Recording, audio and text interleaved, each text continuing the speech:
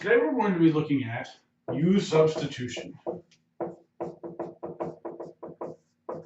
a technique of integration. This is going to allow us to find antiderivatives for certain types of functions. Remember, one of the tricks with Calc II is that we need to be able to apply different ways of finding antiderivatives, and sometimes it's tricky just to figure out which technique we'd like to even use. But for right now, we're going to stick at with one technique at a time, practice it until we get used to it, and then we'll come back and think about synthesizing these all together and trying to figure out which type works for which type of question. So we're going to start small and build up with types of integrals that we can solve using a U substitution. So let's look at an integral that looks like something like this.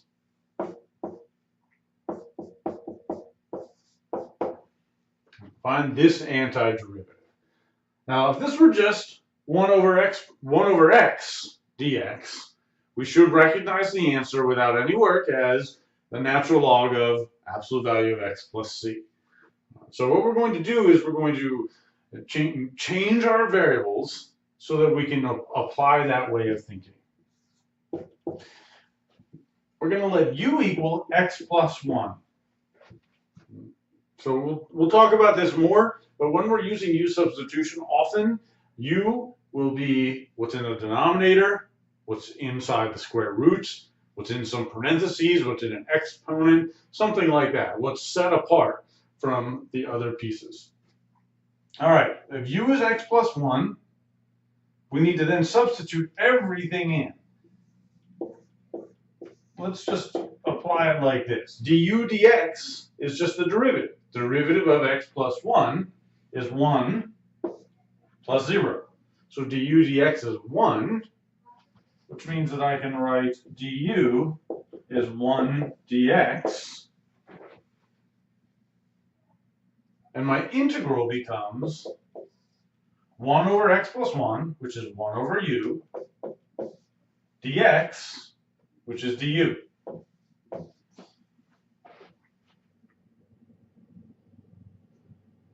Now remember that these letters are just dummy variables. It doesn't matter what letter I use. Antiderivative of 1 over u du is still just the natural log. But now what's the natural log of absolute value of u plus c? And finally, my original question was in terms of x. So we need to make our answer in terms of x as well. U, remember, was x plus 1. So we get natural log of x plus 1, absolute value, plus c. This is the simplest case in which we can apply a U substitution, when what we're trying to find an antiderivative for looks like something which we know the antiderivative for, but the only change is a constant. Maybe adding a constant. We'll also look for somewhere we might have a constant as a coefficient instead.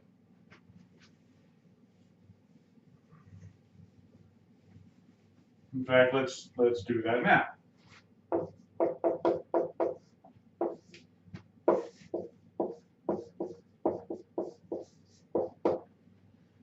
Find an antiderivative of cosine of 2x. So we need to let u equal something. Change all my x's to u's and then find an antiderivative. The only natural choice here is to let u equal 2x. That's what's inside our parentheses. So what's inside our parentheses. If u is 2x, then the derivative is 2, which means I'm going to write du is 2 dx. It really is very important to not forget about the dx. I see a lot of people not writing the dx, and at this point in the game, you can get to the right answer, but when we start talking about other techniques of integration, including your dx is really very helpful, and people that forget to do it end up getting answers wrong. And so I'm going to encourage you right now to actually include your dx. So if du is 2 dx, what do we need? We need to get rid of all of our x's. So I have cosine of 2x, that's easy, right? That becomes cosine of u. But how do I get rid of this dx? Well, I can actually think then about dx as du over 2.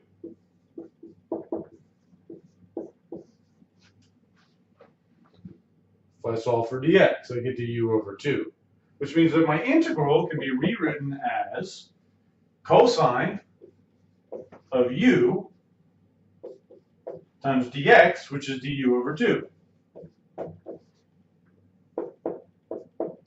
But the 2 is, and the denominator is a constant that I can factor out front, and it becomes 1/2 cosine of u du,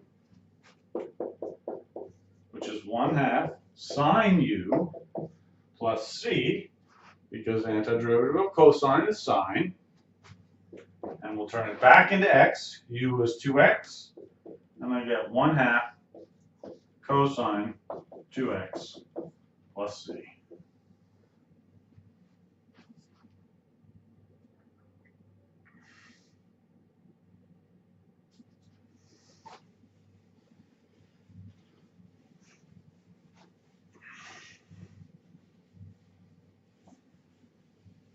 All right, we'll look at a few more.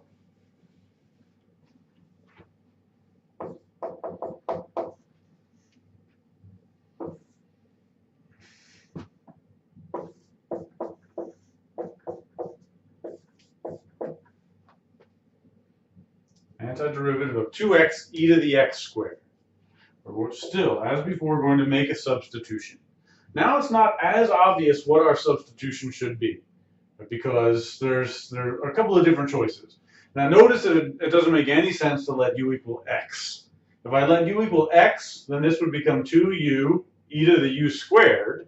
But if u is x, then du is dx. So all that I would do by letting u equal x is change my letters here.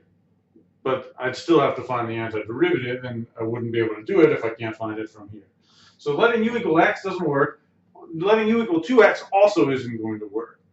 So our rules generally are going to be try what's in the denominator, what's in an exponent, what's in a radical, what's in a parenthesis somehow. So our x squared is what's in the exponent. So we'll let u equal x squared.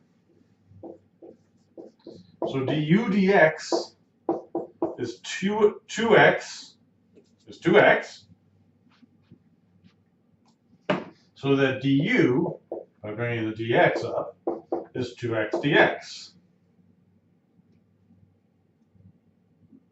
Now we're in luck, because we see 2x dx,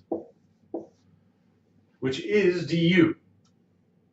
This is why, the first time, why we see that really keeping these dx's here is very important, because we really do need to turn everything into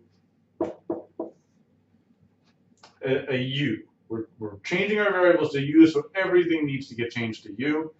E to the x squared is e to the u, because u is x squared. The 2x dx is du. But e to the u du anti-differentiates just to e to the u, because the antiderivative of e to the x is e to the x, but u is x squared, so the antiderivative is e to the x squared plus c.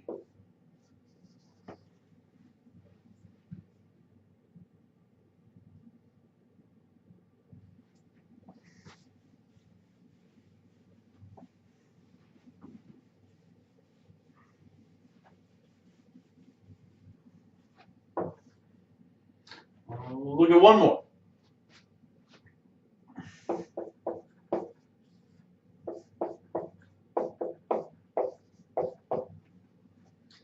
Antiderivative of x squared, square root of x cubed plus 1.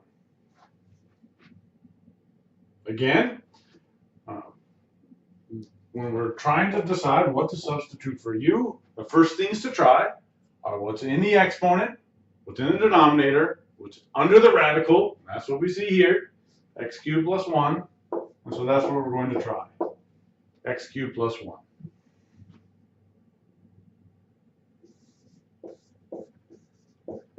Then the derivative is 3x squared. And so du is 3x squared dx.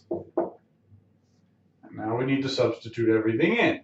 What's under the radical will become square root of u. Now I'm going to do this one a little bit differently than we saw the last one. There really are two ways you can think about this one. Here's an alternate way. You could take this and solve for dx, but I actually prefer a slightly different method. What do we see for du? 3x squared dx. I see x squared dx, which is not quite 3x squared dx. If I had a 3 in here, then I could turn that whole thing, 3x squared dx, into du. I don't quite see a 3, but I can make a little trick. I can apply a little trick. I'm allowed to put a 3 in. I'm allowed to put a 3 in if I also divide a 3 out, because this constant can go inside or outside, and it's the same thing. And so this is 1/3 times 3, which is 1. So you want to think about this as sort of multiplying the top and the bottom of a fraction by the same number. Multiplying by 6/6 doesn't change anything. Multiplying by 3 inside and dividing by 3 outside doesn't change anything. But by doing so, I now have du. And I can simplify this integral to 1/3 integral square root of u, square root of x cubed plus 1, and then these pieces make du. And so this is 1/3 integral square root is u to the 1/2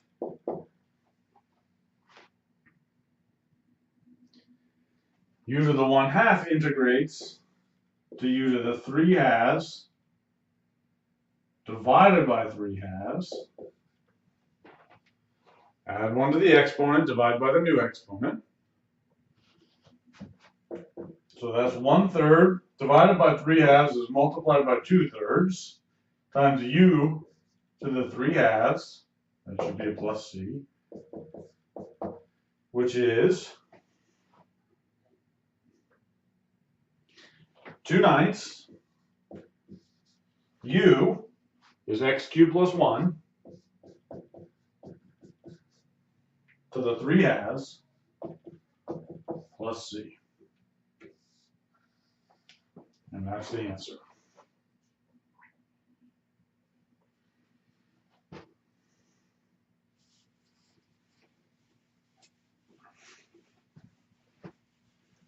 We'll look at one more, and then we'll be good to go on u substitution.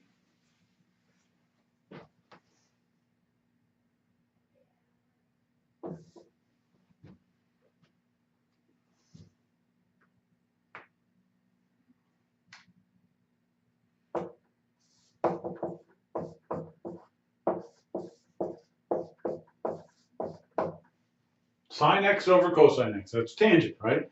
That is tangent x dx.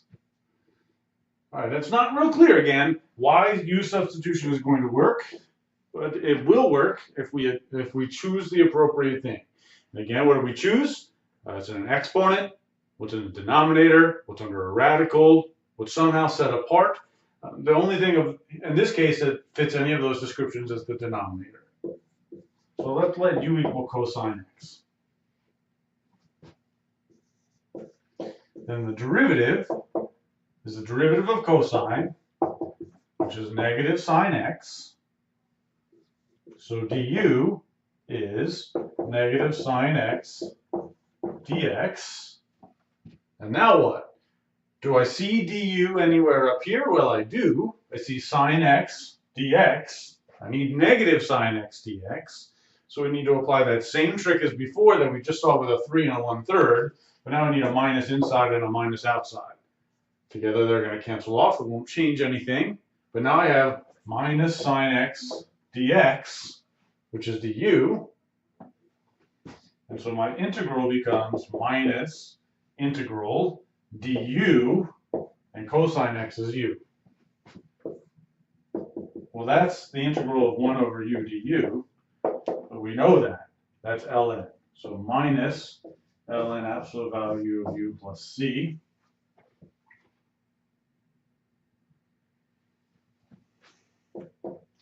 equals minus ln absolute value of u, but we know what u is. U is cosine x. Cosine x plus c. And that's the answer. And there is the basics of u substitution. At this point, you should be in good shape to look at the homework for this particular section, for the u substitution section, and take it from there.